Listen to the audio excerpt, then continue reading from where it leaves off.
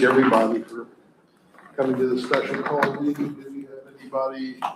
No citizenry yet, except two small ones. Do I have a motion to approve the agenda? So moved.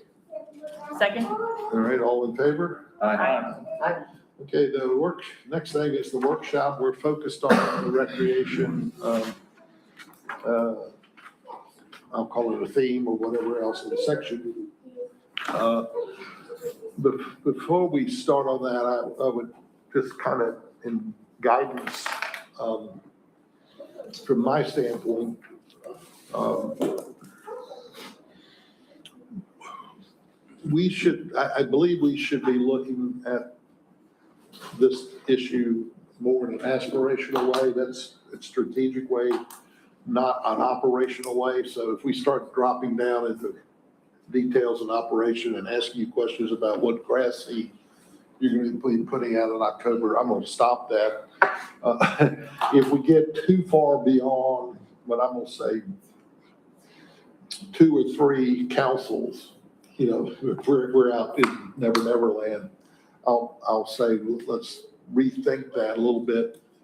And I would encourage, having done hundreds of strategic things, if we have either one of those topics, then we put a list up there. Historically, that was, in my term, that was called a parking lot. We said we'll come back to it. We'll stop discussing the minutia here. We'll put it up here for further discussion at the end of the meeting, or maybe the December meeting, depending on how we go. And if we get too far out of a horizon that this council or subsequent councils can implement or impact, we should probably reel ourselves in. The ideas are capable, but it's probably beyond what this council could impact, or what a couple of 2 or 3 councils out can impact. So that's kind of what's in my head. You might have problems with that, but I think if not, we won't get finished this first section of that. Any issues with that? Okay. No. Okay. Then I'll next thing I would say is, as I turn it over to Bill, is to thank him and the staff for giving us some leadership here, and we'll be going. All right, thank you. I want to say just a few words of sort of introduction. Also, we're calling this a strategic plan update.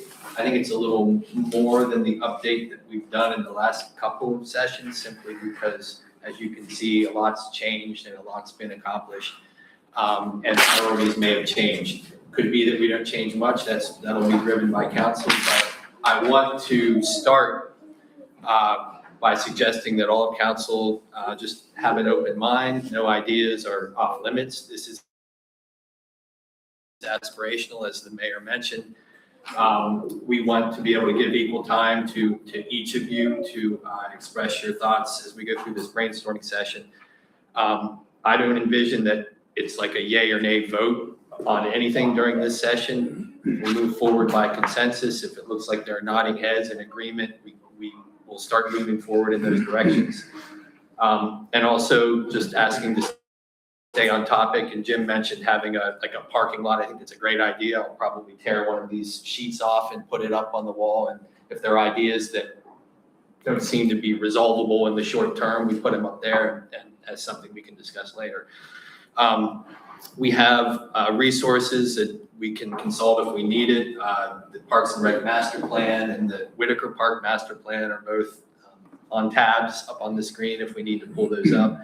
Also, the pedestrian plan. There is some discussion about trails in the recreation section. There's also discussion about trails in other sections. So we may or may not get through that today, but those resources are available as well. And Sean's here to talk about those. So my thought was today we do a traditional brainstorming session. So and mindful of Mike's time, because he I know that he needs to leave at 11. Right. I'll apologize up front. The weather's changed my flight schedule, and I need to really be out of here by like 11:35 at the latest. So we'll do we'll do one brainstorming session. I want to talk a little bit first about our internal operations. So this is a strengths, weaknesses, opportunities, and threats brainstorming session. So we'll talk first about what are the things that the town does well in the world of recreation? What are the things that we can improve on doing as a unit? And then talk about the external factors. What are the opportunities that might become available to us in the next 5 years? And then what are the challenges? Growing population or, dwindling demographic elements or whatever it is that you think are external factors that are going to impact how we provide recreation in the future. So I'll just go ahead and sort of get started by opening the floor to ask council to just throw out some ideas and some thoughts on what are the things that you think that the town of Oak Ridge Parks and Recreation and Administration and Council has gotten right and does very well, and does well in terms of providing recreation services. I mean, I'll say that, since moving here, I've been impressed with just kind of the continual evolving and, additions to the park experience for everyone. And, considering multi-ages, it's not kind of just, here's our park, we have it, that's what you get. So all adding new elements. Yeah. That's a great point. And I think one of the things we've also done very thoughtfully that I think is a win that I hear from about a lot of people about is that we balance those new amenities with a commitment to keeping the parks beautiful in terms of open space and beautiful grassy areas and things like that. That's an active and passive balance. Right, a balance. Yeah, and specifically open space. Inside Oak Ridge or outside Oak Ridge is considered to be without a question, the best, from whether you're using our facilities or just walking around or whatever, there's no one that says that Oak Ridge's park is frankly not the best. I've been to a couple of them. And I've been to Stokesdale, I've been to Pleasant Garden, and to me, there's no question. If you come here, it's whether you're here for sports or here for enjoyment, it's a step change from what's beyond us. Now, I haven't been to Bandera since they got kicked off today, but I haven't been there. I mean, I was there at the opening, but haven't been there since then. Right, we compete more with the regional parks, and someone pointed that out to us several years ago, that we're not competing with Summerfield or Stokesdale. We're the type of park that's more in the league of, well, Triad Park is much, much bigger, but in quality, we're more competing with them. I'm going to sum that up by just saying it's a tradition of excellence. I mean, it's sort of maintenance, and what I'm hearing is probably most like maintenance, the upkeep, the elements offered. Is there something specific about what you think sets us apart? Well, I would just say, it gives this town an overall sense of pride. I mean, high standards, like you're saying, cleanliness, maintenance. High standards. Yeah, each individual element is built to a high Yeah. standard, which is pretty impressive.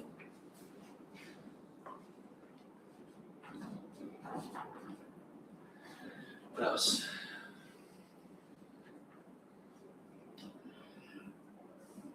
I was gonna- oh, go ahead. Go ahead. I was gonna say that, I do like how there's been multiple, surveys over the years of, trying to solicit feedback, on things. So public outreach. Yeah. And in terms of responsiveness, I would say that our park staff is not only present, but always responsive to people who are in the park. So we have an active presence that I think a lot of parks don't have by our staff.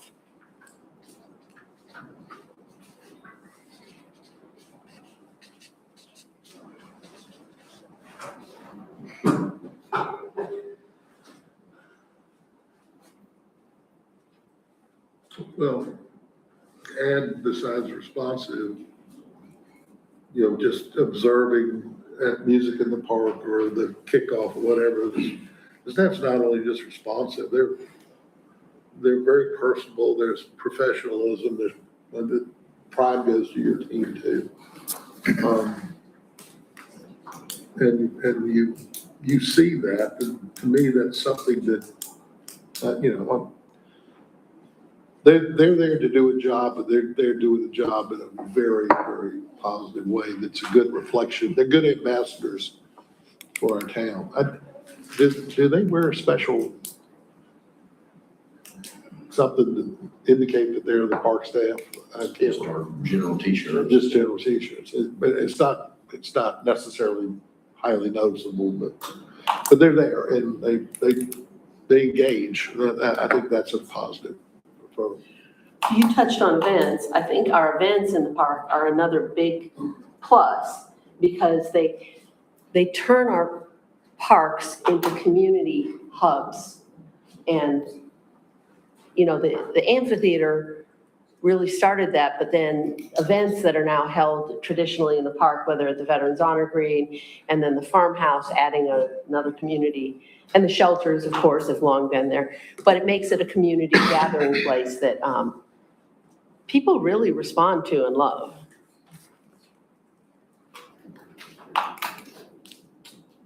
And along that line, I would say, and I think with Myrac, you know, we're sitting here for Myrac Celebrity, we now have the ability to do a better job of measuring, you know, the events and what's, you know, and therefore, with our Parks and Rec Committee, which they can, I think they can make better recommendations to council because I think they're getting useful information from MyRec that's easy to obtain. And the big plus of MyRec is that it's easier for residents to use, to make reservations. They used to kind of have to, like a lot of times, come in here with their chat. They can now do it online. That's a huge plus. One more? Just that there's, this will end up being a weakness too, but there are a lot of different activities that you can do in our park. But I'm sure the weakness side, if you go back over time. Is that part of the active open space balance or adding new elements? Kind of add Well, variety of experiences. when you get to weaknesses, if I'm just telling you the little bit of time I've been on council, you know, we don't do enough for old people as a general theme, and that'll be a weakness, but, and I'm an old person, but I don't know, because I don't come up here to use the park. My wife and daughter do, but, you know, but that is something that's been said to us, I'll say in the previous council, the gentleman council. Okay. A couple of mics want to kick in some I stuff. think we got enough of them. Yeah, okay. Well, and I We thought it got was, enough on strings. we don't want to, I mean, the conversation, you know, as we're talking about other elements, if you think of other things that you think need to be added to this list, we can come back and add another sheet. Oh, we're just talking about the parks at this point, or are we talking about Just, or, recreation I think generally? we're talking about recreation in general. Well, I mean, then we have to have something up there about trails, the growing network of trails. But isn't that under adding new elements? I think it's, Yeah, well, yeah, I mean, it is part of that and part of variety, but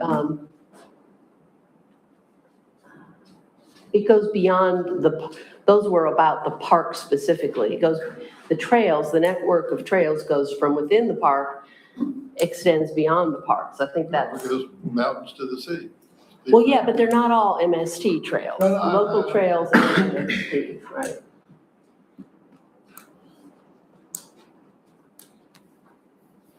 But by the way, it's generally always easier to get just the weaknesses because people focus on those kind of things, so.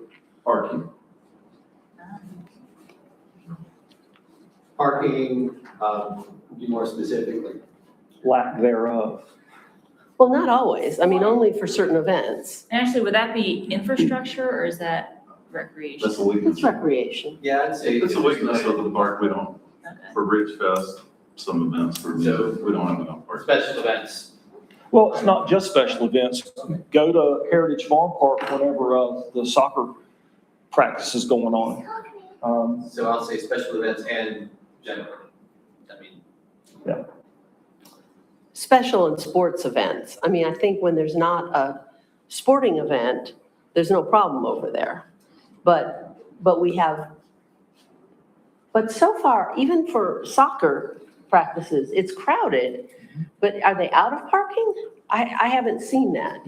They are. Several times, especially if the shelter's getting used. Right. Okay. It's a really nice night, it's not blazing hot, and the playground's full, and if the shelter's being used, and then they've got this thing going on, there's no parking. So what do people do? They park in the grass. Okay. Is there a calendar of events? I mean, I know it's not a weakness, but just kind of a question. Like, is there a calendar to where, like, if I was having my kid's birthday party there, could I see like, oh, there's gonna be a soccer game at the same time, maybe I want to pick a different time? that was a good question. My rec, yeah. My Yes, rec you could go online and has see that. a calendar, all Yeah. fields, all shelters, all rentable spaces. So is that like, is that easy to see if I were to go Yeah. do something? Yeah, just pull Okay. up the general public calendar. You'd have to know to look for it, you know what I mean? You'd have to know that, consciously know that a soccer match might impact, you know what I mean? Well, Well, that's like, to the point, if you really wanted to know, if you were trying to avoid the crowd, then you would have to look at the calendar to find out what's going on the soccer fields and is the shelter rented at the same time? And starts making extrapolated guesses. yeah, so I guess that's what I mean, it's like an overall, calendar view of like Heritage Farm Park here. It'll say, It'll pull 2 it. PM soccer game, 1 PM. It'll, Okay. it just has all that detailed, yeah. Okay, all right, good. Okay, well, Now, it may not show the capacity of how many people are gonna be at the shelter, yeah. but you may see, 8 to 12, there's a party. 12:30 to 4:30, there's an event. Okay, so at least for now, if someone did claim, you could say, well, when you booked your event, Oh, yeah, it's You can see because that. they have to click on that date in order to pick the facility that they're gonna rent. And, yeah, it lists everything, I mean, in, pretty good detail. Anything else? We're addressing it with phase 2, but active adult elements are lacking. And I would even say you could probably expand that to, older teen through active adults.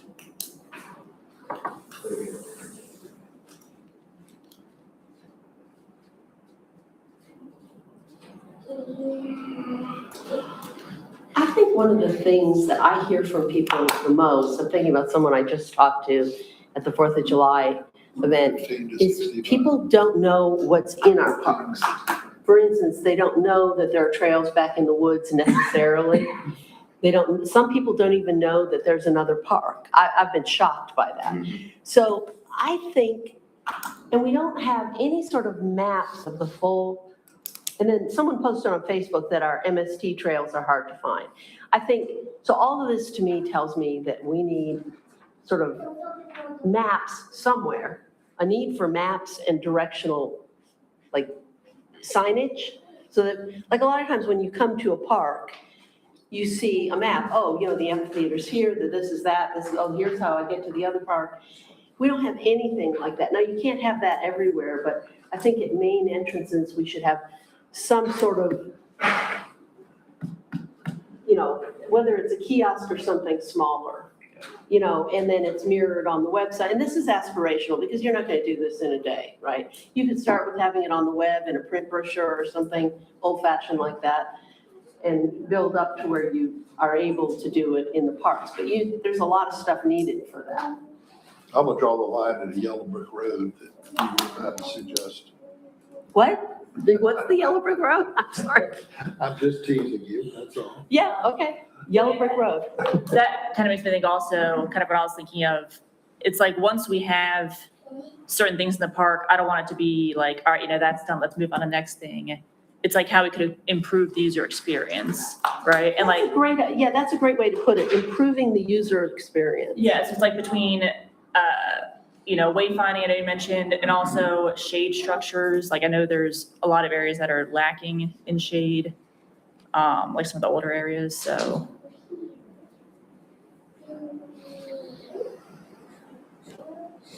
Is it, this is a question, Mark, is it possible on some of the trails to mark them on the trail itself or with a sign, this is, okay. That's a question, no. Just as an example. Get the idea.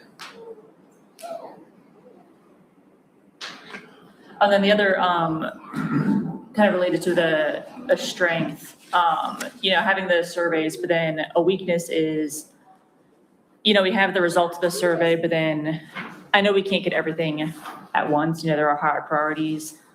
But I think sometimes things might, jump ahead of other things that were really shown to be of high interest on the survey. So I think kind of using those as our kind of guiding light of, what people want to see. So whether it's, it's about the older residents saying, what they need, people say what they need in the survey, so kind of being responsive to that and using that Or as, responsiveness to surveys. yeah. Yeah, I think that we found it as a strength, and I agree with public outreach and surveys is certainly a strength, but,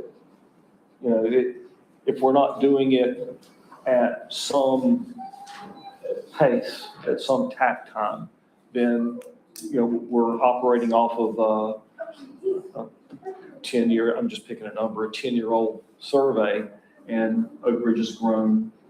So I think that's that more responsiveness, is that we have the most recent information that we're responding to. Although I think the flip side of that is that when we get those surveys, the council and the staff have to grapple with what can be done and what can't be done.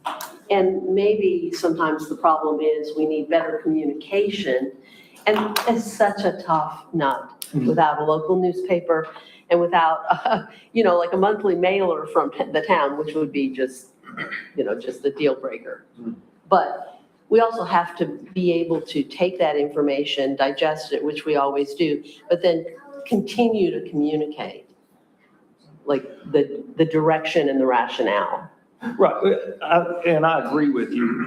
I think what I was trying to make the point of is that if we're taking a survey from, and again, I'm just picking a number 10 years ago, and our demographics have changed in that 10 years, and Oak Ridge went from 6,000 residents to 12,000 residents, then, if we're not doing this on some regular pace to find out what our new residents are looking for, what drew them here and what are they looking for their families, for their future and everything, then it's a miss.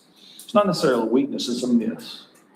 Well, I was also like thinking, kind of as you guys were talking, I wouldn't necessarily see that as weaknesses, more so like, what's the next step? Or like, what's something, because it's, Yeah. like even like the lack of maps, it's not because it's a weakness, it's just we haven't really gotten there yet. Yeah, I use that word with Yeah, like- it's a header for things that maybe we can do better. Can be done. It's an opportunity. Yeah. And, yeah. Yes, there we go, Opportunity. opportunities.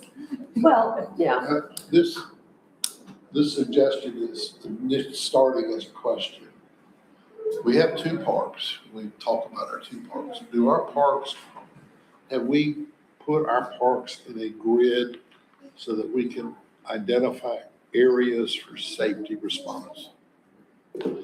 I'll give you an experience. I happened to be in Florida in Disney. I think it was a Disney golf course. This is 30 years ago.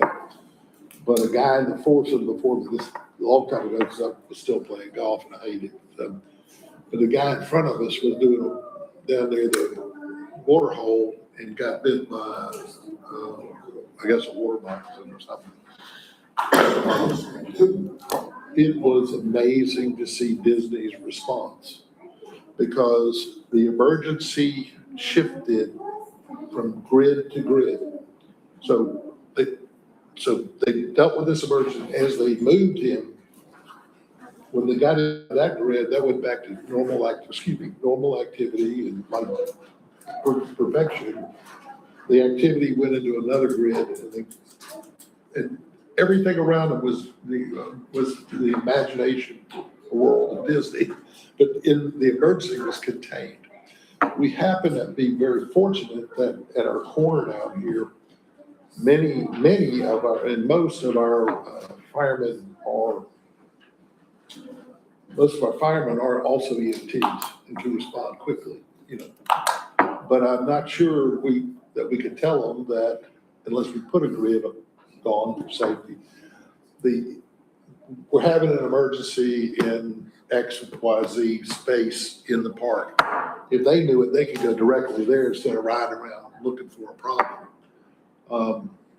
And I think that's missing, but it is something that, and we just happen to have the advantage that our fire department's right down there and by golf cart or whatever, they don't have to get on their fire trucks to get to someplace in the park. You think that maybe we relate to, It's in that, but I would say we need, ask? I would say, I think it should be an extra, because it's missing. I would just say a safety response grid. It's sort of like what we have on the trails is we have the place where you can say, this is your location, call 911 and say you're at whatever it is, B29. But if they know the grid, they should easily communicate. But if somebody's having a heart attack out there, they can probably be there within 3 minutes. Yeah, we've actually hauled several people to the fire department. If they fell, needed assistance, bandage, whatever. We've had a couple times where somebody would fall and, luckily they have an RTV, they have a Kubota just like we do. Yeah, I know. They do annual rides and annual training, if not quarterly, at the park. So, I think Really? those guys are very familiar But with I think my point is, and I'm going back to that 30 plus year ago, watching what they did at Disney. Fantasy occurred everywhere except in a grid. And that's where the emergency, and when the grid moved to the next block, that grid went back to fantasy. It was amazing to watch in practice. Obviously it stuck with me, but we don't have it, and yet we have the advantage that we got EMTs available by RTV. That might be also something that goes to the fire chief to see if Well, things we can do. I have two hats, so, I'm always thinking about the fire department too. I'm gonna say weakness, lack of buildable. How are we going to expand the park where we're handicapped on this 20% deal? So is the park expandable after Heritage Farm Park Phase 2? What percentage would we be? Where are we gonna grow in the future? So we want to say need for buildable. Are we gonna buy another 100 acres so we can build How about just 20 acres of it? growth plan? Growth plan. Yeah, how we're gonna grow it? Yeah, we're here for a vision, and basically people are saying the park's full.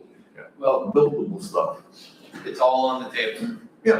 So don't look at what's in the existing plan as something you're bound by.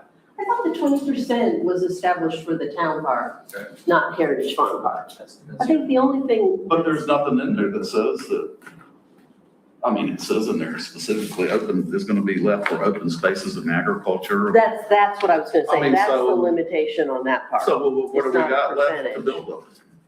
All right, well then let's just say, Where are we gonna put our Yeah. growth at? But I don't even know where we are today. Nobody knows. But I'm just saying, you may know, but I don't know how close are we to 20%. I know when I first became on council, Terry told me we needed another baseball field and blah, blah, blah, blah, blah. I'm not sure everybody on council has an understanding of what we actually have in either park versus that 20% claim. How did that get established?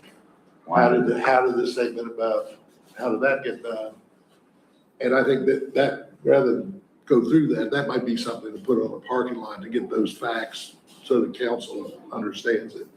Well, I don't see that we can go further on a vision if we don't know what we can do, And it's all, because we don't have it's all, land. it's all up to council. The reason that my recollection about the discussion on the 20% maximum was based on a review of what was already there that brought us to somewhere around 16 or 17%. 17%, I think, yeah. And I think the council at the time that the strategic plan was adopted said, that's about right. Now, if this council feels like that's not right, and there should be an opportunity to expand the development of Town Park, I wouldn't get hung up on the number. I'd focus more on what is it that you would like to see added to the Town Park. You can take that 20% out and define it a different way. Yeah, I think we should do that. I would say that discussion arose out of wanting a balance of sort of open areas. And, that park's in the historic district. And so those open areas are very valued by a lot of people and certainly consistent with the historic district. And then the focus in that park was a lot on preserving, active farming and open space. And the scenic view, which is also in the view shed from Oak Ridge Road, which is in the historic district and one of the contributing thingamajobbers, And I think I guess to their point about the 20%, even the fact that we don't know what we're at, it is kind of a hard metric. So I think it would make sense, even from your stance, if you said, at the town park, I think it's really important if we keep this, designate whatever the space is, or, these are the 3 spaces that we really need to keep open. That's easier. That's another way to do it. Yeah, it's easier to kind of discuss. Really, all the we've merits of added to it. the town park since then was we added the acreage of around the then Redmond House, which I guess maybe we probably counted that because we did own that land, but we have now turned that into a facility. So that's the only thing in the town park that I think we've added to what was then 17%. So. I Terry said it was 13 and a half. What?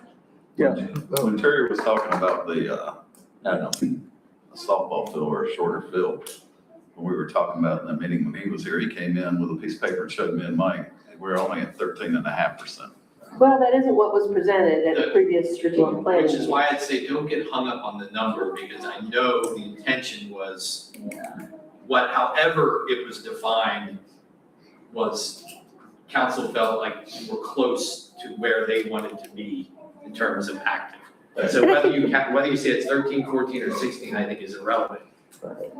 Do you want to build more active sports uses or active spaces at the town park or don't you? That's the question. I would like to know that definition of active space. I mean, there's 85 acres over here? What's considered There's active 62 space? acres Well, there. I don't understand the terminology. The actual trails are considered active. The sports fields are considered active. The green space is considered passive. Does that fit your I did kind of a definition? deep dive yesterday because I had that same question. Yeah, okay. Active recreation involves structured activities requiring special facilities like sports fields, playgrounds, or passive recreation entails non-consumptive, low-impact activities like walking and bird watching that need minimal infrastructure. It gives 2 bullet points for infrastructure and maintenance. Active recreation is high impact, requires specialized facilities, ball fields, pools, courts, playgrounds. The passive side is low impact, emphasizes natural open spaces, dirt trails, and benches. Maintenance, higher cost, regular mowing, turf management, facility repairs. Passive, minimal maintenance, focusing primarily on natural landscape and trash removal. That makes sense. Some examples: team sports, skateboard, tennis, playground use, organized fitness, passive, hiking, bird watching, picnicking, reading, photography. Okay, well, that would be useful then to And have you define for us It's difficult because like I could read a definition and take away something different Yeah, than you reading it, because I even went into, is a parking lot considered active or passive? Some, the NRPA, some of When them he's say, there, they're active. that's what I'm saying, I mean, Well, if they're, you're there for a soccer match, it's active. If you're there to watch, it's not. yeah, so it's the terminology that, I mean, whoever reads it, how you interpret it, Okay, again. but who best, I'm saying, I don't know jack about it. But I think it should be defined by staff. Well, if we all agree on what the definition is and we present you with something that says And 16% or 24%, you all need to agree that that's the number and then decide. well, yeah, but I think the other thing we probably need to know is, based on your definition, what do we have now and what are we gonna be? But we need to, coming back to MPG say, what is possible? If 26 is the top end, you know, that's the top end, unless we start plowing down the other side. All right, anyway. Yeah, that's I very- just ask for, I would just ask for, prepare that and give us your best view from staff. Well, But also, like, what I have if a it's different percent? approach to this, because in my notes, I was considering the same thing Mike was, is that, you know, we need to increase that percentage. Now, after listening to this conversation, I don't think we need to increase the percentage, not one iota. I think we just need to get rid of it. Yeah, it makes Why no do we need a sense. percentage? We're gonna build what we're gonna build. Well, I agree that the percentage isn't important, but to me, what's important is maintaining a balance of, you know, open space is not only flexible for, you know, Frisbee games and stuff, it provides beauty, aesthetic dimension to our park, and also, you know, conforms with the historic district standards. Whereas you want a balance of that with the wonderful things that come from ball fields and playgrounds and areas that, open areas that can be used for huge events. You know, think Ridge Fest, Heritage Day, that sort of thing. So, yeah, there's a real flux between how you would define those things, because the passive open areas can certainly become active areas at the drop of a hat. But what you want is a balance so that you can still do all those things and still, for instance, put up all the luminaries and have a light up the night event. You can still have a Ridge Fest. And you have that because you have flexible, I think what we want is flexibility and balance. That's my contribution. All right. And again, my view is that at some point there's a collision. And the closer we can define that, the better off we're going to be. I mean, bring up something real quick. Do you need to put together basically a 30-year park master plan? I don't think we can. I mean, I think we can put together a 5-year park master plan. I mean, we can look back at the master plans that we have and say, I mean, we could decide whether it's worth our while to update the master plans. But I don't think this council at this minute, I mean, we can talk about 30 years out, but most strategic plans That would be just something aren't that- effective past about 5 years. Yeah, you put that on Like a parking lot. on weaknesses in terms of of elements that we think we're not providing very well, we've got this, which I think Heritage Farm Park Phase 2 is helping to address. Parking, I guess, would be another element that would need to be considered, but what are there other, we haven't talked about whether the number of ball fields we have are adequate, we haven't talked about, and I don't think that there's a sense really from anyone that we don't have enough multi-purpose fields. Now, do we have enough baseball and softball fields? Parks and Rec Master Plan would say we need more. Right. Yeah, I don't know, because, you know, several years ago when we did the Heritage Farm Park Master Plan, we were told baseball's dead, multi-purpose fields are all we need. And that's what we did. And you're right, there's a lag between when we do the surveys, but that's part of being a cautious town that moves forward with, incredible strength in planning. But now, maybe I guess they're saying we need more baseball fields, but I would, based on that experience, I would say, well, Nellie, sorry to be cozy, but I don't know that I want to jump on the more baseball fields. Well, I think it comes down to like the whole percentage thing. If we just start, I just feel like we need to move past this because I think we're getting into the specifics of like what people want to see added, what people want to see preserved, and kind of finding the balance of that. Like that's the bottom line, right? Is Balance. Does council think that it would be a helpful exercise for Brock to prepare an estimate of his professional opinion of what the active use at the town park currently is? I don't think it is because Yeah. we know what's there. And the question is- I don't understand it, so I was. You don't know what's there? I know it's there, but I don't know. Okay. I can't visualize it because I don't spend a lot of time in these parks. So the real question, So I'm sitting there going, okay, he has to evaluate this. I know about as much as I know from Light Up the Night and coming to music in the park, but I don't really understand before this session, what's defined as active, what's defined as passive. There seems to be an overflow or questionable in there. So, yeah, I would like to, and your understanding is probably the best of anybody in the room. We all would have our opinion. We all think that we know your business better than you do, and I know that. And we tell you so every day, but I know that you're wrong. So I would like to see a definition from staff. well, and I think that's related to the discussion today. Like, if anything, we need to know that today. And I think maybe as we're discussing elements, if we could pull up, like you said, there's the plans on here. We could always pull up and look at those and what we have and talk about, that's active. I wouldn't say that's necessarily like homework for Brock for later because we kind of need to. Yeah. We said we'd have to circle back to this. But that's, since we're asking for it to be done, just put it on the parking lot. Well, Mike, do you think that that's a useful exercise? Or would you? Was that? Are you on the percentage? You're talking about the percentage? Yeah. Yeah, I'd like to know what it is. And how much of the land is really buildable?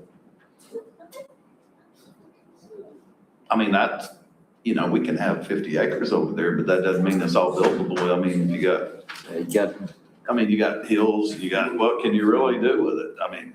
We got roughly 12 acres of open spaces between the 3 open fields. And I don't anticipate you guys clearing out the back 40 woods and Yeah, that's what I'm saying. building something back there. So, yeah. True, but that comes back to this percentage thing. It is that if we remove that which we say that we're not going to clear cut or whatever the case may be, if we take that out, then we're left with a smaller amount, whatever that amount is. If we're saying that only this part is buildable, then, we're automatically limiting ourselves to, or we can't add any more because we say it's 20%. It's 20% of what now? That 20% comes to be less than. After listening to this conversation, I'm less interested in the percentage and just we'll build what we have room for that makes sense. Because let's face it, we can make the decision today, whatever that number is, we're not going to build too much. We don't have the money for it or anything else.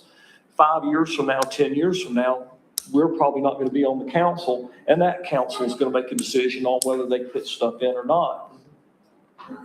Yeah. Yeah, Well, even, it sounds like we can have a policy. So, like the goal that we're talking about is having a good balance of open and, use space. So maybe one of the policies could be, do some sort of assessment of, assessment and map out what are some areas that we could develop versus not develop. And that could kind of go towards the implementation of the plan and goal. Yeah, I think what you're talking about is everyone wants to maintain, you're not sure what that balance is exactly, but everyone wants to maintain a balance between active recreation and open space preservation. And that's a high level goal, to get down to the policy level and say what percentage or what type of new active use. That's a decision for another day. What we're talking about here at the high level of strategy is that, and I think what I'm hearing is that this is still an important consideration in every decision that's made about And parks. I don't disagree with Mr. Stone's comment about the percentage. But if you just look at our two parks, and that's why I think the exercise is another reason for the valid, is Town Park, they decided 20% was it. In Heritage Farm Park, they just said, we want to keep some agriculture in it. I don't know what percent that is. It's probably closer to 50%. Yeah, it's around 30 acres out of 60. Yeah, so it's about 50%, and that wasn't done as a percentage, that was just done from the balance standpoint. But there should be consistency about what we're doing from one park to the other. Now, we have them, when they did Town Park, I assume that was done, and that was the only park we had. Now we got two sides of the road, two parks that are defined differently. I think they should be defined more or less the same way. Maybe it is a comment about open balance, but. Well, I mean, the two parks are so different, and they were designed differently and intended to be different. But still define them, you can still define them the same. So one of the things I'm confused about in this discussion, because I'm not concerned about the percentage per se in this park, and I don't think a percentage is particularly helpful there. I mean, if we want to build out all that open space, man, it's no longer Heritage Farm Park, okay? It's something else. That's a decision. But my question is, I keep hearing the word build, build, build. And you're right, we're already planning a big phase of building for phase 2. I'm not sure what else we need to build. So what do you want to build, Mike? I said Heritage Farm Park, phase 2. I didn't say anything after that. Well, no, but you said you want to know But I what think it should be spaces. able to be built on if we need. Well, At everything some is, point to be able to do that. but you were talking about buildable space over in this park. What is it you want to build over here in the Oak Ridge Town Park? I don't have anything for Well, yeah, it's not about what we want to build, it's about what we talked about, listening to the surveys. And, basically, so I think it sounds like the steps are kind of identify the areas that are available to build, identify the areas that we want to preserve as open space, and then identify from the survey what we can build in the remaining area, right? That's what it says. I Sounds mean, like a Parks and Rec master plan. right, Bill mentioned the master plan, and if we look at that, and we trust that the citizens that participated in that survey, if we're listening to that, then just like Bill pointed out, it says we need a small ball field. Doesn't mean we don't need a major league ball field, but we need a small baseball field. I think it lists in there somewhere, another not multi-purpose field, an open area field, similar to what's out here. Right. Yeah, so 2 adult baseball, 2 youth baseball, and 2 softball fields. Right, so that's a total of 6 fields. Well, that's not based on the survey, that's based on, This is based on, isn't this based on, The survey. just like town size theoretical. right, no, this is just data from the big world, isn't Yeah, it? so Like that's how not the much you should survey have. results. No, that's right, this is. Yeah, but, yeah, it's on page 38, I believe, of this, and 56 or 57 and 58. But anyway, if we look at the survey from the residents, another baseball field was called out. An open field for for general use was called out. And then obviously there was basketball that was called out, splash park that was called out. What was the other thing? Yeah, at the time, tennis and stuff. but- Yeah. All these things were actually, splash pads, small baseball field, zip line structure, not a zip line, but a zip line structure, volleyball pits, fitness stations. These were all called out by the citizens in the surveys. So I'm kind of like Mike. I'm not saying that we build all those things. But what I am saying is that we got a survey that says that these are of interest to those folks. We need to at least be cognizant of, we've got 145 acres of land and we've got buildable needs based on what the citizens are saying. Let's just make sure that we've got the space available. Can you drag that down just a little bit? Because just so I can see the headers. So, because what was surprising to me, okay, so, what was surprising to me is it really wasn't too much in the way of difference between the 2019 recommended and 7,400 population to 82, except volleyball, and volleyball went down by 1, which to me didn't make any sense. Yeah. Well, and think about this, that's 2019 data. Yeah, no, I realize that. I mean, that's. Think about what pickleball's done in that 6 years. Well, yeah, and I think we talked about that. And I'm just saying that if that's 19 that was existing, there were certainly recommendations for build outs for basketball, tennis, pickleball. Pickleball's probably bigger. Yep. And I don't even remember volleyball, but I know there's some volleyball leagues that, are getting crazy. I have one of my best friends plays volleyball, I think. He plays more volleyball than he sleeps, so. Well, I guess the question then is,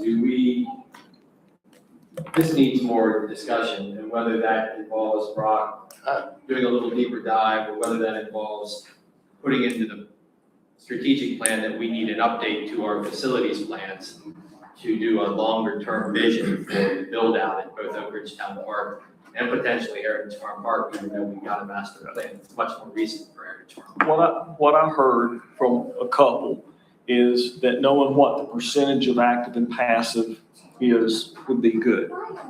But At least understand. to understand it, but that may or may not come December result in a strategic plan that has a percentage in it. Yeah, okay. So I'm okay with that. Okay. Yeah, and I would also like to know what is, based on that, what's capable. Okay.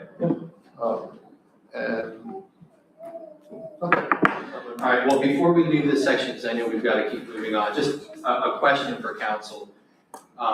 One of the things that the Parks and Rec Master Plan recommended back in 2020 were smaller community and neighborhood parks with maybe a playground and a picnic shelter. Now, we do have property that the state is about to close on up here on East Harold. It's about 40 acres that we could put a playground and a picnic shelter or something like that. Is that a focus that you think should be in the strategic plan? Additional smaller parks located in areas outside of the town? I think so. How about Meadows Drive? That property. What's Meadows Drive? That's 27 6, acres. 7 acres out That there. would be adding on to the town. I mean, that would be. What's so wrong? close to the- What's wrong with that then? And don't limit it, build the sucker out. If we need to. Where is it? Some meadows down there where Brady was looking at and purchasing. I think we I can thought it was under- explore those opportunities when they arise, but I don't see it, in my opinion, as a high-level goal, like we need that. I think the discussion back when this got on the plan was this sort of idea that, yeah, a lot of cities and towns have these satellite parks. I just think Oak Ridge, it's not a big city. That's more a big city. So when an opportunity comes up, like I mean, that's a really interesting opportunity. Let's explore it. And of course, there's sort of Bandera out there, which, let's follow that. But is that our problem, our project? No. Yeah, I agree with you that if the opportunity presented itself, I'd be willing to listen to it. But if you're gonna ask me, where are we gonna put our public dollars, it's gonna be in this area right here. How far do you have to drive to get to the Okay. town park? Say say Jim Harton dies and leaves us I will. 20, yeah, me too. Leaves us 20 acres to the town. That's an opportunity, right? And we say, what do we want to do with that? Maybe we want a satellite park on Pepper Road. But the consideration then has to become, it's a progressive thought process. Okay, we've got 20 acres of land that's on the farther western border of Oak Ridge, and what are we gonna do with it? And we're gonna develop into a park. Okay, who's gonna take care of it? Well, yeah, I mean, there are all And how are sorts we of gonna take questions. care of it? That's why you use the word explore as opportunities as they arise. Yeah, but, I live rough in Mike too. I live on the edge of the far east, the western edge, used to bump into the county line before I sold some property. All right, but I'm that way, and, if I get out of my car and go out the driveway at all, I'm coming here, or Kernersville, So, it's less than 2 miles, to get there. You can see the water tower from Pepper Road.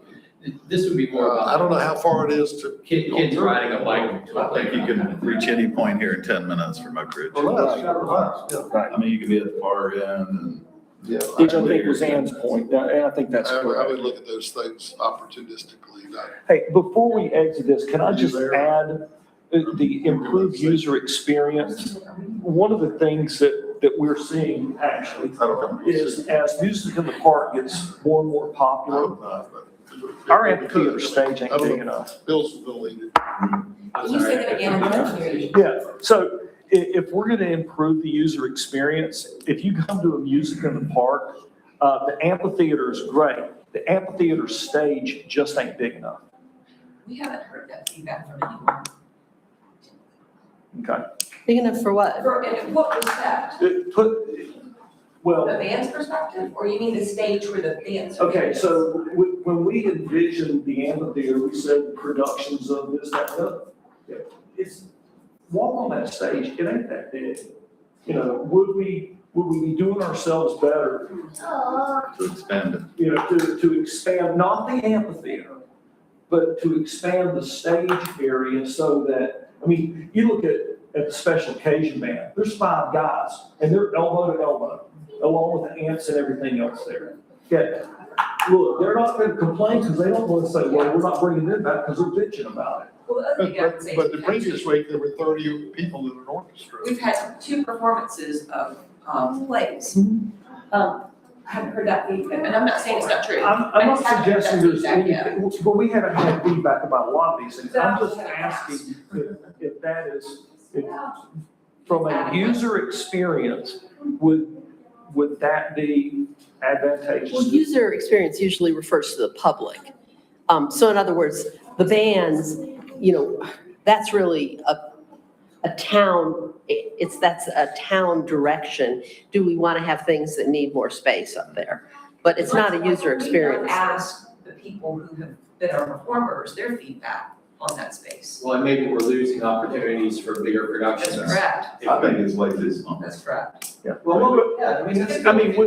list it out as a tradition of excellence, and I think that that's absolutely correct, high standards. But when you look at the amphitheater, it's not at that same level that you would envision an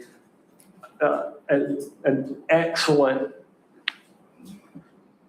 Again, Well, it's this isn't about the excellent for what it amphitheater. is. Beautiful. It just doesn't accommodate larger things. That's good feedback. Moving on, to the sort of second set of the brainstorming, think about things that we don't have control. external factors, and I'm putting them both on the same sheet, so you can just sort of think about what are things that are going on outside of Oak Ridge or that we might not have control over as an organization that are going to impact the recreation feature. Area growth is both an opportunity and a challenge. That's very true. Yeah, staff meeting today, what do we hear? We're 70% built out. Right. Yep. Say that again, Mike. We're 70% built out in Oak Ridge. Of residents. Yeah. Yeah. And Land. the growth is coming not just from Oak Ridge, but from south of us, Yeah. east of us. Yeah, but I think that is exactly the opportunity and the growth, because the challenging growth is that those people that are out there at that apartment complex at Sheets are gonna come here, and we're talking about recreation. Yeah. They're gonna be coming here. Yeah. Because that's the closest place. Absolutely. If they want to go to a park, the closest park to that apartment complex is here. I don't know, Triad Park isn't too far for them Yeah. from there. Park They maybe. just go down. Well, if you're on 68, Yeah. and you can shoot straight up 68 to here There- versus, I'm just, yeah, All I'm we're saying- one of the all I'm saying is locations. that- yeah. that growth is going to add pressure to us. And that's more external than internal. Yes. So I think we need to put a border wall. I mean, one of the challenges is certainly, like the Part F grant money was reduced in the new state budget by $2 million. So we already know that, availability of grant money from all sources is going down. Funding is going to be a challenge in the future. That we get from whoever. Parking for sure. But I mean, that's a state source. I mean, everything coming from the state is reduced. Everything coming from the county is reduced. So, but it's also the directed grants, Taxes is removed and everything. That's why I think it's better just, Yeah, state and county funding is just drying up.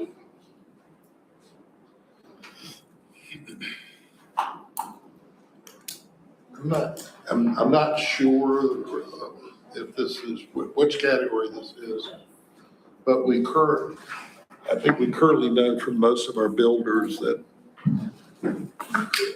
they're not building anything less than, $1 million. I was gonna say $750,000, but it's probably $1 million. Which puts, from an opportunity standpoint, it puts a different kind of residence in place because not that many people can afford $1 million homes. so you're saying that I'm the not sure. demographics are continuing. Yeah, I'm not exactly sure how. I think that's, And how does that impact recreation? yeah. Well, Different demo, I mean, I think it tells you whether or not your demographics are gonna drive adult use or children use. I think it also tells you that, I think the demographics who move here, people who move here, increasingly are interested in more events, more engagement, more recreational opportunities. I mean, I hear this from people, I came here for the trails, I'm so excited that you have these events, I'm so excited that you have this park. I came here for the park, that sort of thing. Yeah, I think it also speaks to the high standards we talked about, that they appreciate the high standards and we need to maintain the high standards. There's an expectation of high standards. So I think it's an opportunity that That's a good people way to want put it. There's an expectation of more of the recreational opportunities. I think that's an opportunity, not a challenge. well, okay, yeah, that's true.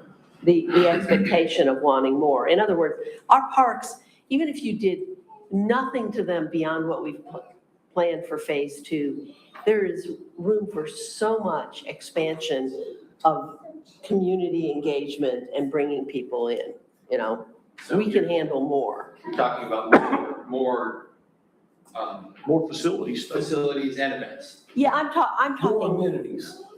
I'm talking more about events and engagement. Well, I'm thinking, So it's both, it's both, Maybe it's yeah, Expectations of more, yeah. There's an expectation of more, you can just stop there. just more and more. It's more amenities, more events, I see that as both approaches. Yeah, you're right. The challenge When you talk is, about wanting more amenities, that's a challenge. Yeah, especially when you've got this to consider. And of course, even more events is a challenge That's what I'm because that has saying. implications. on the challenge side, your expectation is limited by your second point of funding. No, what you drove what you drew at the bottom of the expectations is impacted by less funding. I think another opportunity that's kind of, outside of our control, but we could kind of leverage that is Bandera Farms Park to where it's not ours, but we could, like one of the policies I was thinking of, we kind of addressed it in here. And had talked about trail access. And I think even just looking beyond just trails, I think we need to kind of evaluate the options for the connectivity from Oak Ridge to Bandera Farms, whether that's trails or side paths or paved shoulders or what that looks like, that we kind of use that to our advantage. Like I know. In at other words, to Bandera- open up Bandera more to our residents. Exactly. Like I know there's going to be an adventure playground in Bandera eventually. So for Oak Ridge to kind of utilize that and kind of fill that need from our residents, if we improve the access down there. and I don't have an issue with Bandera Farms itself. I've got a lot of and things like that. My issue with Oak Ridge, though, is that Bandera is not in Oak Ridge. Okay, if and when Summerfield expands Bandera trails up to our border, then we have an opportunity to expand to that point for the connectivity. I don't want to get caught up on the fact that what are we gonna do to develop Bandera? Well, I think even like talking to DOT about a paved shoulder project, like right now, Oak Ridge goes to, I think that bridge down there. Mhm. And the bridge has kind of the wider shoulders, that if we were able to put on here to kind of Is, work with is that DOT a on bunch getting, fund? yeah. Okay. Before you Just get to to that, explain that whole Bandera thing, back when it was planned and when we gave money for it, there were serious discussions about joint operation of that park, that even though it's outside Oak Ridge, that we were providing that funding and we would help manage it. And then the way Summerfield has proceeded has basically been, yeah, no, you don't have any say in it. Because we said, we don't know if we can do that. We kept saying, we don't know, but we'll think about it. But the way they've proceeded is not in a way that would suggest that we have any sort of role at all in planning it, and certainly therefore no interest in helping operate it. So I think I'll also say that's that changed. another big reason we were involved was because there was a lot of pressure to include equestrian trails at Heritage Farm Park. And we saw this as a great opportunity to say, we can invest in equestrian trails in a park that's right next to Oak Ridge. And it sort of made the need for trails over here. equestrian trail. Yeah. Well, because it is Heritage Because Farm it wasn't Park, really this appropriate. isn't big enough for, you go a mile around Oak Ridge, your horse doesn't break a sweat. My thoughts are, I don't want to be involved with anything with Summerfield. Well, right, it's just not, it doesn't work anymore. I mean, it just, The other thing I wanted to bring up as an opportunity Summerfield's is, not Summerfield that was when you were talking with them. yeah, Yeah, I mean, they're, it's a different yeah, Summerfield. totally different Summerfield. And we recognized that even at the time, that you can't know how things are gonna move forward. So you don't wanna make that kind of commitment. But the other thing I think is an opportunity to better serve like older adults and also all sorts of groups is we could at some point start doing programming out of the town. I don't see us being able to do that.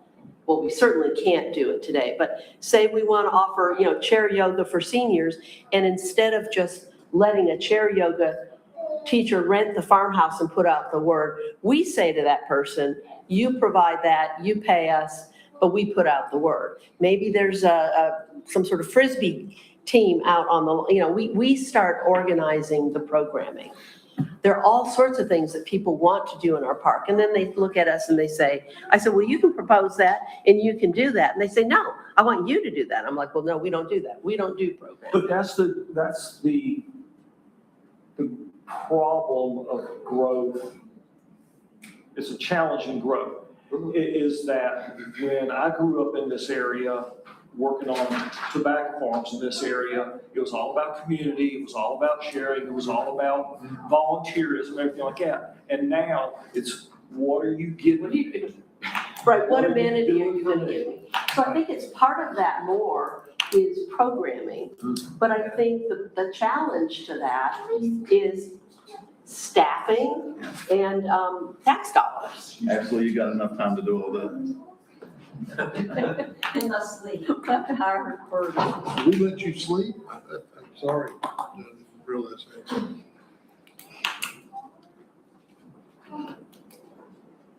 Well, the other piece that, as Mike was just talking about that, as we grow, there are, the demands are becoming, I will say, more fragmented or more numerous. Because as populations build, all of a sudden you got a group that goes, well, why don't we have croquet in the program, right? Well, and then, You know, or since I lived in Europe, why don't we have rules? Cricket. And the old men, Did get a cricket request. well, the old men would basically sit up there with a glass of mark and throw bocce. Most people know what it is, bocce, but, and they would spend the entire afternoon getting sloshed, throwing bocce ball. But it's a big pastime over there, but well, so the opportunity is, one of the opportunities is if we have growth, we potentially have more volunteers and more ideas, more opportunities for engagement, okay? So you got an opportunity for more engagement as we grow. But on the other hand, one of the things that typically happens as towns grow, and we're already seeing it, is your volunteers, just like your staff, get burnt out. And you don't, like, there isn't that, who said that? One of you two said, the tradition of volunteerism is dying. So I think the challenge is, no other town that I have ever heard of has the volunteerism that we have here. exactly. But a challenge is maintaining volunteerism, even though there's a parallel opportunity that as we grow, how do we, maybe it's all a challenge. That's How part do we keep getting, Well, that's part of the reason that and apologies for not setting it up, and I get a new computer tomorrow, my keyboard doesn't operate correctly. But the new people coming in don't realize the history of volunteering, the importance of volunteerism. Because those people, you know, particularly if they came from where I moved, all this stuff was done, but it was paid for with taxes, while the taxes, you know, they don't understand that volunteerism helps keep our tax rates down, and that as volunteerism either burns out or ages out, you know, it's got to go somewhere, and that probably means that we'll have to hire people. But also volunteerism can really only go so So far, right? Yeah, I mean, in terms of like helping to set policy and so Yeah. forth, yes. Helping in special events, yes. But beyond that, that's a realm of paid staff. It really, love our volunteers and the older volunteers, I am one. But the thing about it is that respectfully, it doesn't have much to do with our strategic planning. If we're going to rely on our volunteerism for strategic planning, it's a huge miss. Unfortunately, that may not, well, no, we can't rely on right, volunteers for strategic planning. right. But that's what we're talking about is volunteers. But And I'm we're just talking saying- about our park and our events in our park and everything that happens in our park. And losing volunteers is a challenge It is a challenge. to all of that. But, yeah. Okay. We agree. One thing I was looking at my notes to make sure I didn't forget anything. I forgot to mention in the weakness, if we could go back, or, yeah, I guess it'd be weakness, it's not challenge. The maintenance setup at Heritage Farm Park, how you had said it's a safety issue.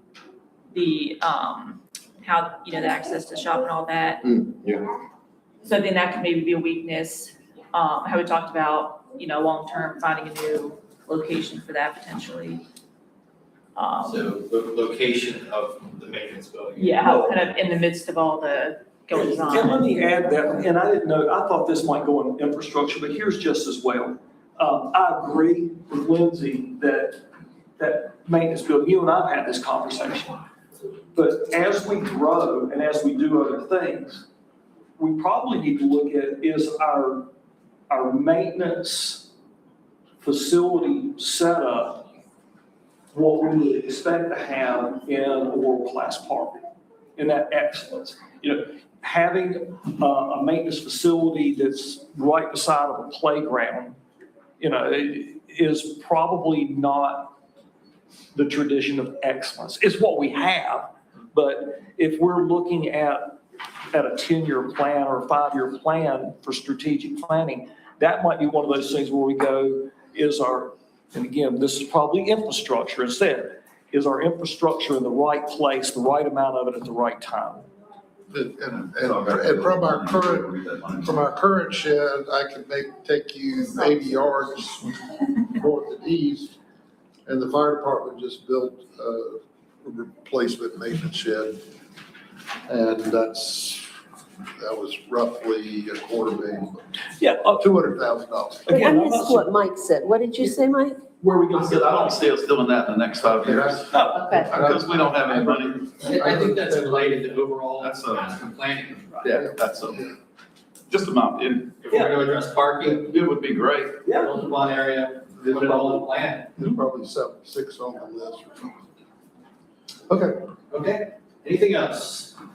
I think the placement of our parks in the sort of the town core gives us opportunities to deepen our relationships with places like the elementary school, the credit union, even CrossFit, to help with parking. I think that's an opportunity that we're right close to these places, even the commons.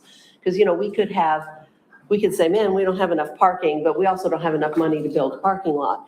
But we have enough money possibly to rent a shuttle for the really big events and shuttle people back and forth.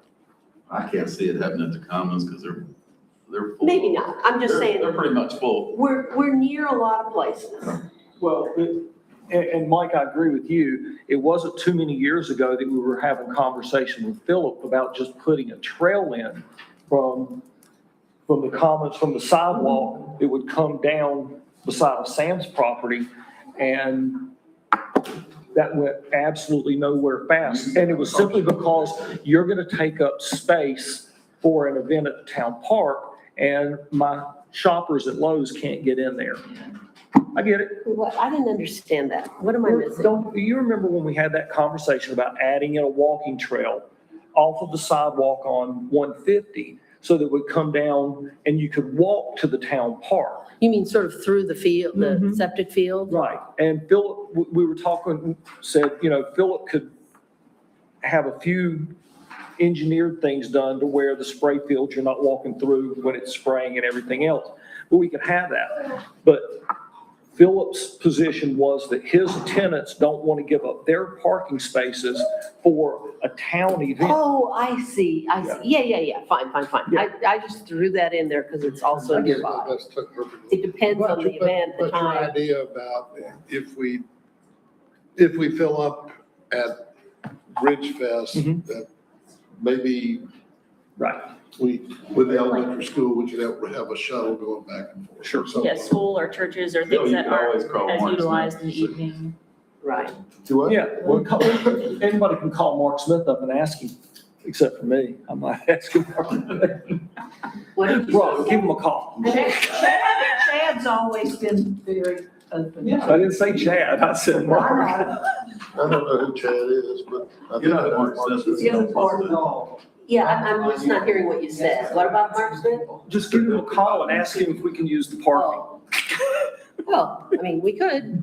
I mean, we've been good neighbors to them. Circling back, I think that from these, there are some clear themes. There's not consensus agreement clearly on everything that's on all three of these sheets.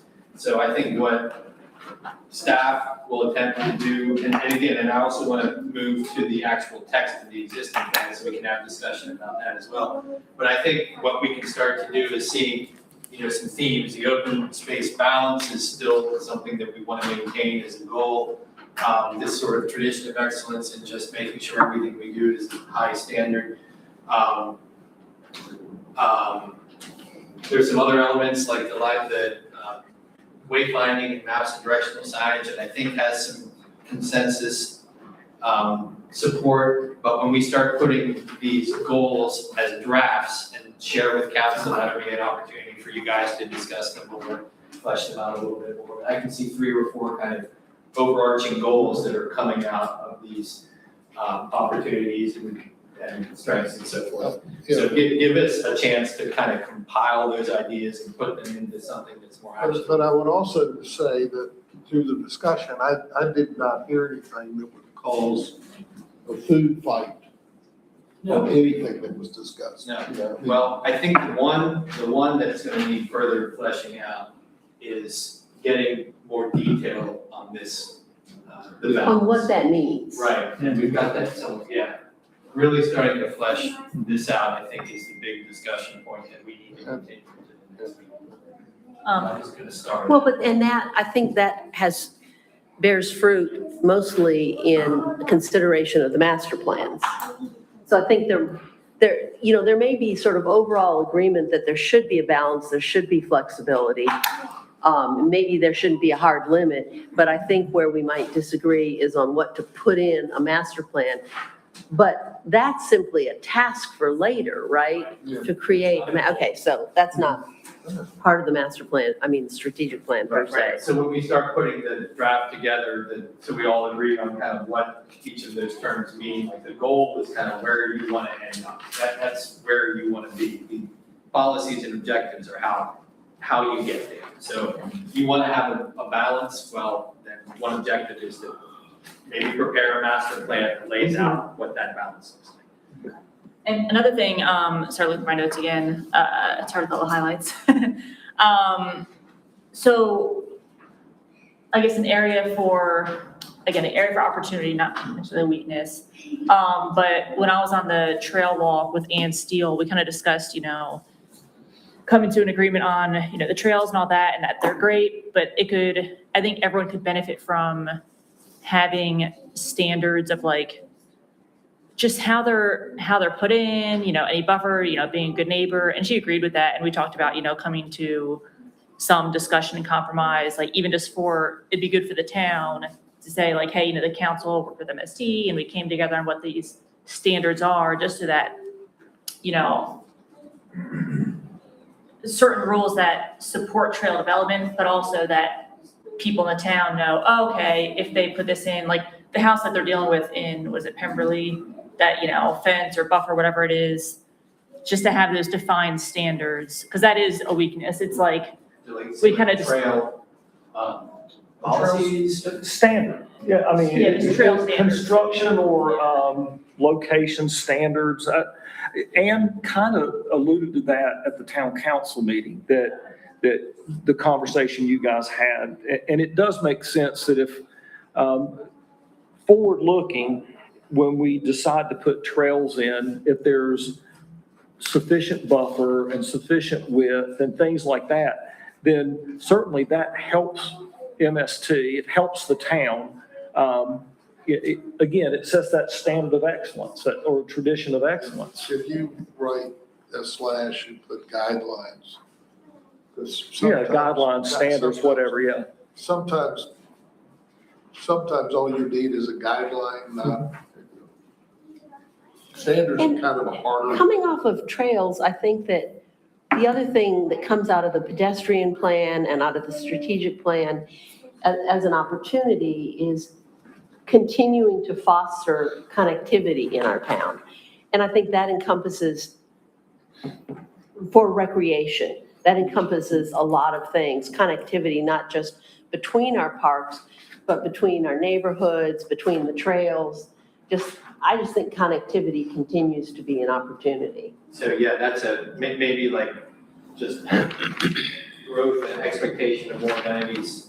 that's a good place to just, or even put that in a strength, that's been a policy of the town. Yeah, that's true too, yeah.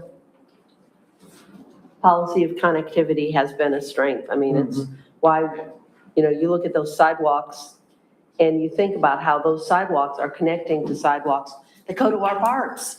I mean, it's amazing. Infrastructure at that point. Say that again, I'm sorry. The new Then where's it side, gonna I think this one kind of goes in both areas.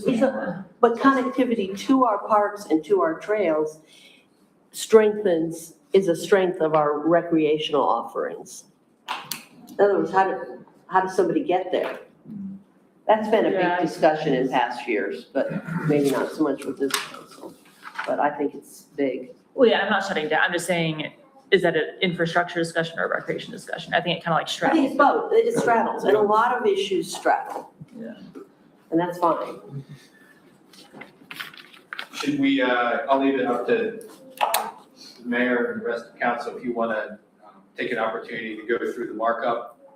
And give any comments on I existing. think we should, but I'm gonna look at people whether or not they need to take a quick time break. Well, I don't think that given we- that Mike's leaving, it's hard to do. Well, I He's wonder- leaving now, so. Oh, I'm sorry, you provided us with the. Yeah, so Yeah, that's right. knowing that I didn't know that I had this tight of a timeline now, but knowing that I was going to have a tight timeline, what I did was took the markup and then in green is just comments and suggestions that I'd like for us to consider. Everything's on the table, obviously, but these were my notes that I was going to work from depending upon how far we got into this thing. So we're telling a council 20 future years council. from You're now right. that you You're can't do that. I don't, But we're that's the also- only reason that I'm not opposed to preserving it and conserving it. I'm just opposed to limiting future town council's decisions. In 1.2.3, the only thing that I would add, Bill, to your comments about the complete phase two, is that we add in the investigation of the phased construction for Heritage Farm Park. And so that, again, we understand we've got a money issue. So if we have to do this thing in phases, at least it's in the strategic plan, because there are other things in the master plan that aren't in here that, and that would give us that opportunity through a phased approach. On the second page, two policies that I was thinking about that we could add is that small increases of active Heritage Farm Park accommodate overage. Okay, that goes back to the conversation about the 20%. I would suggest that it's going to be resolved one way or the other with the other conversation, so that one can come out. And then 1.2.6 is what I numbered it. The future amenities that are listed in the comprehensive plan. Okay, let's make sure that our strategic plan, whether by listing out these individual elements or just referencing the comprehensive plan, says that future amenities may include these things. I think what we've said, though, is we want to reconsider those master plans. We want to take a fresh look at them. Agree, but until we do, then at least we would be referencing that as funding becomes available and we're moving forward, that this is the reference document that we go to, what do we add? Because the citizens have already spoken. Reconsider master plans and use them to guide future development. Yeah. Well, and I do want to, I want to caution against too many updating plans, because I already kind of have, I guess before I joined the council, a little survey fatigue to where it's like, you do these surveys and then you see the same things being top answers and the same things not being done. At some point, people just aren't going to fill out surveys because they're like, well, council's going to do what they want anyways. So I don't know that we necessarily need to do a bunch more surveys on it. Then we just need to honor what the results have repeatedly been. And the table that you brought up, again, that was based on population. I want to caution against just listening to what, some advisor says our town needs versus what people have repeatedly said that they want in the town. And so that's where, we kind of spoken to responding to the surveys, what the people want, not just responding to the study of what's needed. Right. And then finally, the policy 132 and goal 1.4 is, in my opinion, it was all about Bandera Farms. I don't have a problem with once Summerfield decides that they want to extend Mountains to Sea to the Oak Ridge town limits, that we do something to connect there. But I'm not interested in putting any money or time into Bandera Farms. I think connectivity, exploring connectivity. Connectivity is huge, but Good. Yeah, so like, because we did talk about getting trails to Bandera Farm Park, so is that, well, but again, Bandera Farms Park is in Summerfield, and I'm not suggesting that, I would oppose Oak Ridge building a trail to Bandera Farms.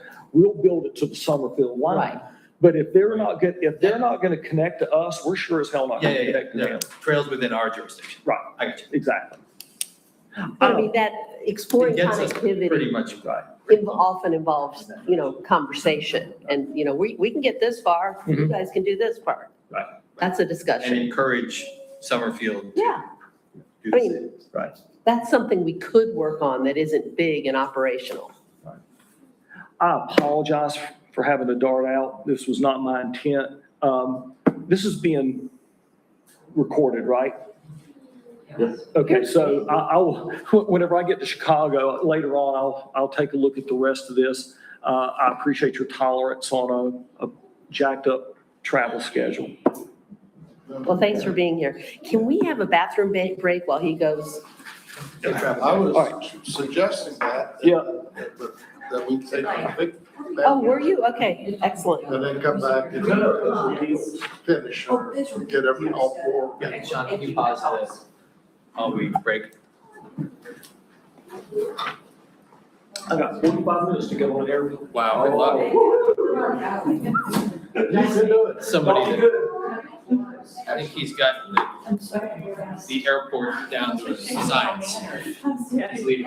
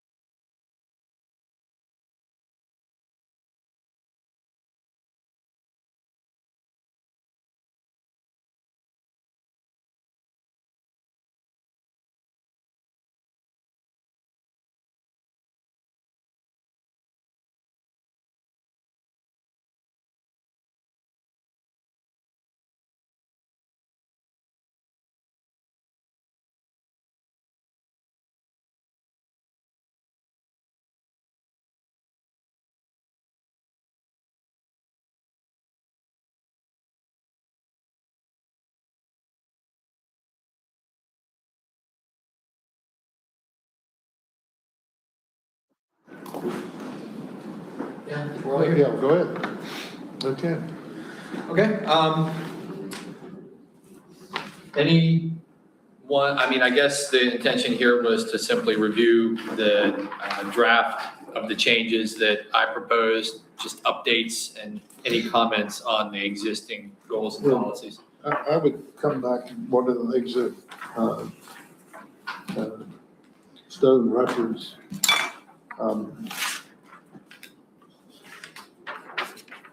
They're separate parks and they're different parks, but I think we have a park system that's attracting people into town. So I think, goal 1.1 and the Heritage Farm Park goal and stuff should probably be part of a bigger goal about parks and park systems. Well, but I think even if we say something broad about the park system, I think we do have to say specific things about I'm the not two different disagreeing. parks. Yeah. I'm just saying that these things to me become a sub policy, I guess, of an overall park. Because Yeah. I think if you're coming, I came in new 10 years ago, but I'm a new interloper from the past. But people are now coming not just for town park, they're coming, and some people have preferences over, they only come to Heritage Farm Park to walk. Other people may go over here to play whatever. So you have to keep them separate. But I think we now have, what's vital is we have the jewel that we have that's vital is the fact that we have a expanded park system that's, rough numbers, 140 acres, right? Right. And then we talked about what needs to be better defined. So that's just my 2 cents on that. Yeah, and I think it's, in terms of what are our recreation goals, and then we'd have different policies depending on specifics, right? Like, There are a few things I think that came out of our discussion that could be added, and I'm less interested in wordsmithing today than like sending you back to say, try to address some of this stuff. So, Okay. like the, maybe what we add is, a continued commitment to public outreach or something and responsiveness, Maybe we add something about the maps and directional. We want a better user experience so that people know where they are and access to, access to maps, directional information, and a better user And if you include. culminating with the goal of a better user You experience. include safety standards. Yeah, and you could put in there safety. You could, because safety could be part of, like if you did wayfinding, safety could be part of the wayfinding, just as it is on the trails. yeah, I think also shade would be in there too. That's kind of like, I see it as we have the parks, and then what can we do to hold it to that higher standard with wayfinding, shade, and safety. Well, shade goes more in continued development of amenities. So user experience is really about how people come in and out, right? I see it as how people are using the spaces and how can that be improved. But how we develop the space is responsive to, public needs, public input. That's about developing the space itself. And I'm not talking about are you talking about adding to open green spaces? Like, I'm No, just I'm talking just about. talking about, like, if you wanted to add shade, that's not, like, you can't do that through wayfinding signs and directions and maps. You have to do that through further development of the amenities at the park to serve. People want more shade, people want more benches. I don't know what we don't know what they want. I think just if we look back at just user experience, as users of the park, what can elevate that experience? More shade can mean more trees too, right? I mean, more shade trees. I think we do a good job of planting shade trees, like, I don't think that's an issue, but But like in strategic areas, like around Yeah, benches. Can you define what you're talking about with shade? I mean, I don't get it. So, but I'm an old guy and I don't use this park. So Are you talking Yes, primarily and- about playgrounds or benches? both, all the above. I think everywhere, it gets so hot. And I know we can't just plan for the summer, I'm not saying that, but like, it really adds to the user experience. Like, I don't go to certain Although in the parks because winter, they don't have shade. having more shade makes it colder because you can't sit in the sun. I mean, I think we have to, there's a balance to everything. I'm not saying shade everywhere. So help me. So you're talking about a place, station, I'm going to say stations, where you can get out of the sun, which would also, they're not shelters in the sense of the Pavilions. shelters. They're mini, so almost like a bus stop almost. I think just looking at our existing recreation areas and seeing, is there enough shade here? And where we can maybe add some shade to some areas. Even like music in the park events, it is right next to that playground to where if there were certain shade structures around, that could kind of serve dual purpose where people might congregate over there a little more than watching, I don't know, I think realistically with like some, where the sun transit at certain times of year, some strategically placed trees can go a long way too, and be a lot cheaper. If you go back to, and I think you were there. and it's not just for kids, like I know For the elderly people or people with medical issues can't be sitting in the sun. 4th of July, one of the things that was helpful was the fact that the amphitheater area closer in was under shade at that point. The sun had gone beyond the trees. If we had been out there at 2:00, we would have all been melting because it was 100 degrees and probably 115 heat index. But then it dialed down. It was still incredibly uncomfortable, but it wasn't as bad as it had been. And I was amazed that those poor guys in the orchestra, 30 of them, that we were their third concert of the day. Yeah. It's not going, oh my God, what you been. I'm just trying, here's what I don't, maybe you could do. I don't know exactly what you're talking about. On what, It's a safety thing, that it's not just, it's kids, So, but it's adults, people with medical but issues. but we it's need some more kind of shade. station. It's some kind of station. I'm not saying weeds of what Okay. exactly that looks like. I'm just saying, I think we should have a policy. We're talking about, the goals of improved user experience. I think one of those should be investigate where we can best utilize more shade in our existing amenities. That's it. I don't want to discuss like Okay. where we need a certain bench, like, I So mean, just that's not. moving on, we could say also, explore solutions for parking during high traffic times or something like that. So those solutions could be additional parking. Those solutions could be additional relationships and shuttles or something, but we know we have a problem for high traffic periods. We don't have a problem every day, but let's look at that. When are those high traffic? To get a solution, you'd have to sort of document what those times are. Another thing we could put in is, I don't know if we want to go this far, but explore future opportunities or something for programming for a variety of audiences, and that includes all sorts of things. What do people want? Maybe there's a survey. How do we do that? Can't do that now. We'd have to have more staff. Something like that. But I think we know that's one of the things that it seems like people want. We would need to codify that. I want to go back to safety.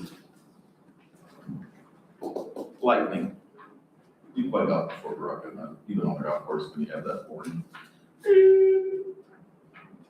Should we investigate? I think it's a pretty cheap thing, but I don't know.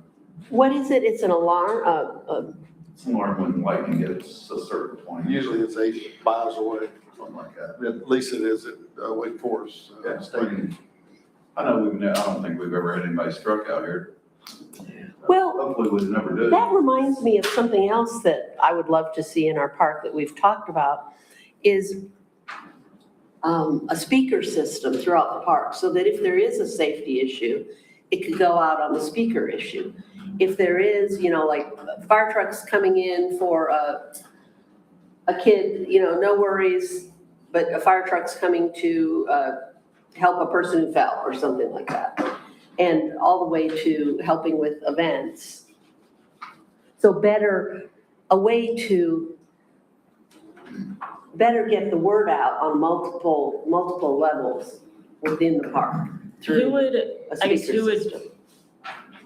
be in charge of speaking that? Or like, I guess would it just be someone that like park staff had access to or? Probably. There would probably be, I know these sort of systems have multiple opportunities, but probably, like the concession stand, you go inside and, like the guy across the road can't do it, but Brock can do it. And maybe on a special needs basis, Jim Harton has access to it or something. But, yeah, no, you don't open it up to any Joe. And that could also be, it almost sounds like instead of just user experience, maybe just safety overall, because it's, all these could be safety. It's also whether it's- communication, I guess safety, because it could also be, ticket sales at Ridgefest are closing in an hour or something. Ridgefest, there's so much noise, you might not hear it, but, line up for the 4th of July parade now. Yeah, I don't think it should be overly utilized, because then, I guess it depends what the intent is. If Yeah, the it would intent is for basically be for safety, events and safety. yeah, we don't want people to like tune it out. So yeah, I'd say, sorry, just listing out like all these. Yeah, it's just helpful to hear. There's headings and then some ideas within those headings, yeah. So go back to the golf cart course thing, because I hadn't played golf in over 30 years. Actually, almost 40 years. Is it an automatic thing? So they just, So you they just install send out a little- signal to the golf courses. There's a sensor probably on top of Lightning's the in the building. area, lightning's in the And area, it starts making this, when it gets, really close. you can, it's a weird tone that you can hear. You could have it here and here, both directions, because you can hear It's it. like a tornado siren in the Midwest, that. You can hear it all over the golf course from the clubhouse, which could be a mile away. So I'm just thinking, it's an early warning system. So, and would that be something that Adrian might know something about? Oh, sure. Adrian is so busy right now. Yeah, he is, but he can, Yeah, one thing he's good at is referring us to people who can help us. So, yeah, you guys have good resources in some of the tech contacts you have, or Sure. something like that. And certainly there are companies who make their hay out of providing this sort of thing to towns and cities. And you would only want it operational from like 7 to 9 or something. So, You don't want it here in the middle of the night. I want to Sandra don't want it At here. my house. I want to keep you There's that driving damn back here siren. I still, maybe I'm dense.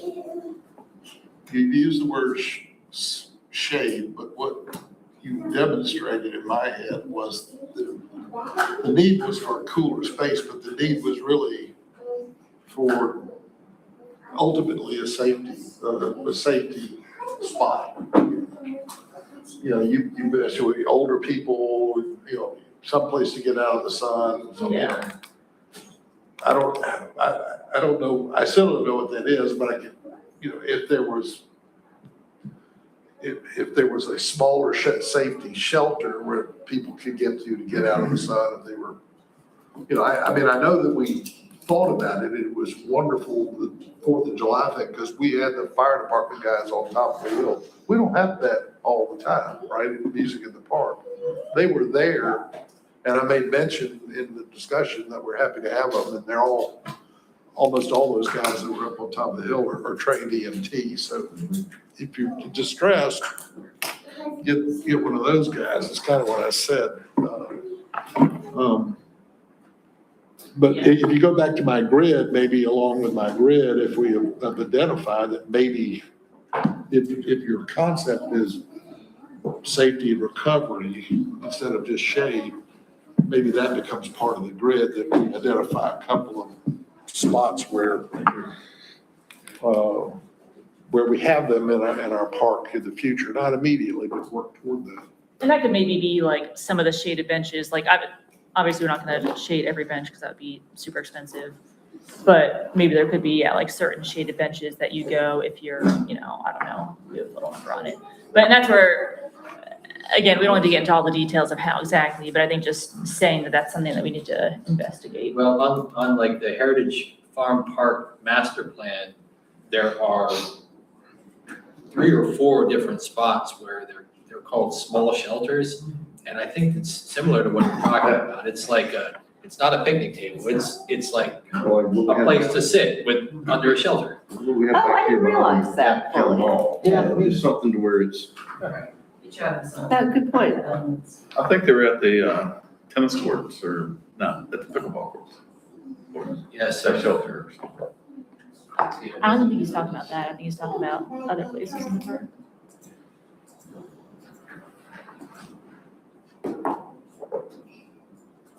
sorry, this is very difficult to see, but future small covered shelters, one here, one here. This might be one here too. But yeah, I think that's maybe similar to what you're But we're suggesting. not putting those in phase 2. No, are we? that- Okay. No, that's one Those are element just that we didn't. consider. One-offs that we can add Yeah. as we see fit. Yeah. Okay. And that's, yeah, and I don't want Heritage Farm Park to just get all the new fun stuff there. Right, but that's, Some of the old that's park. the idea. Yeah, Or just could have more shaded resting areas. Could, Or trees. For trees. Trees look a lot better. Trees. These little we shade could, structures. could we ask, Anything else you need from us? I do, This is could we new. ask the Remington Reeves to give us a better definition of what that is? Or would that this be- was McGill. But could we ask them what they meant by that? Just to make think we it- actually have pictures. It's not like- We have pictures, Oh, okay. yeah. Shelter everything. One other question before we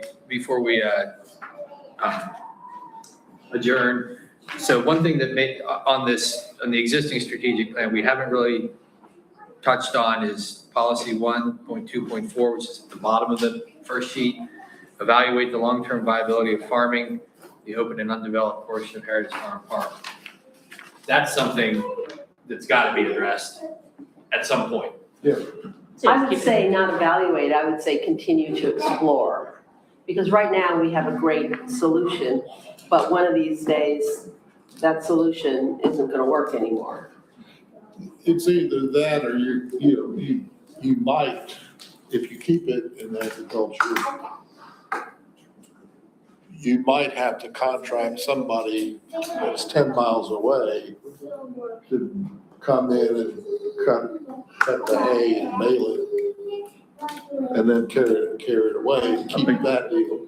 I think we could make a lot of money off of it, at least in the down. Brock, don't you think we could get income if that ever ends with? I get, I They're get, doing the work. I get inquiries all the time. Especially when he mowed that last year and there was 200 round bales out there. People were calling me, asking if they could buy it. And I explained to them that we had a contract with somebody who farms it, and they asked kind of just the details on that. And I mean, you could get, So much per acre. yeah, I mean, a good chunk of change for somebody to come in and plant soybeans, corn, hay, whatever. I mean, there's a market for that around here. Is, I don't know if I agree with that, Yeah, I mean, just kind of from experience with my family. In what regards? Of people wanting to do it? You can find people that want to do it, but you're not gonna make any money off of it. It's, They're not gonna pay you yeah. much, Well, okay. if anything, I mean, especially. that was our experience. Well, we can evaluate that, how it says. I mean, Yeah. Sure, I'm just, we have a current situation. I was surprised and happy to find out that Kyle was out, running the baler or something last 2 weeks Oh, ago. really? Yeah, he was at a camp, but he was thrilled to be back out. To be out, yeah. Which, you can't, he happened to be in the camp thing, but long term, and I have the same issue down Pepper Road. I mean, with Gravelies are doing ours, and we're happy to have a relationship with them, and good neighbors and stuff, but look at, I've had discussions with my son-in-law saying, at some point, you might have to learn how to bale hay and you and James, because we have more acreage than you have here. It's hard to, it's hard to get people to come much more than 10 miles to. And the families aren't getting any younger, so, and a lot of people that would be farming. Yeah, and they have a nice little niche. Yeah. But I'm sure there's no one at Northwest High School that's studying agriculture. I don't think they teach They agriculture. don't have FFA anymore. I I don't know if they do anymore, not there. I know they do over like Ledford, yeah.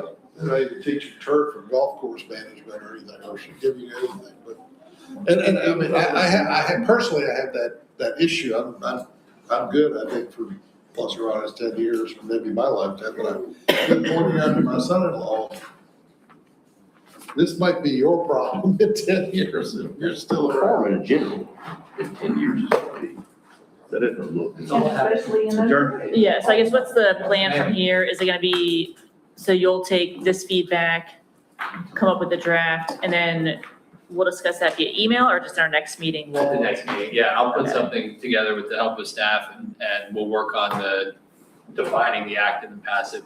That'll go out in the next packets before the next, or maybe hopefully a little earlier than that, for the next special call meeting for you to review. And then when we have the next special call meeting, we'll start with a follow-up on recreation before we get into the What's next the topic. date? Remind me, what's the date of the next, it's August 13th or something? and I forgot where you're doing that. I got an 18. I did have a question of what section it would go under if we talk about tree preservation, tree dedication, just kind of like trees in general. Would that be in? Wait, I have August 14th. Is that not right? August 14th. Okay, August 14th. I got an 18. Maybe preservation? I think that was one of the previous dates. Yeah. We moved it. Yeah. It was, For growth and development. Which, that got changed. what is August today? Whole thread of emails. What is, because it's, what did we change August to? 14th, it's the 14th. 14, 10 to 12. 14th is a Friday. Lindsay, I think that could go under goal 2.1, if you take a look at that. Make a motion to adjourn. We're not there yet, we're still talking dates. So it's the 14th of August, Yeah, strategic, at 10, at 10 to 10. 12. Okay, and Sorry, what date is it? August 14th, yeah. I got it on my calendar. When we're at the week of a Friday. all right, You what? and then. And that's only going to 3.5 weeks, 3.5 weeks. Thank you. Jim, that came to my house for some reason. I was supposed to give it to you the last, Another honorable, okay. at the council. Oh, yeah, yeah. Meeting, and, I forgot. Do they think I live at your house? I got I only live at It was your in a house briefcase here. some afternoons. Okay, what was that motion? I made a motion to adjourn. What is that? Amen. That's the second. Aye. All in favor? Aye. Let's see what they said.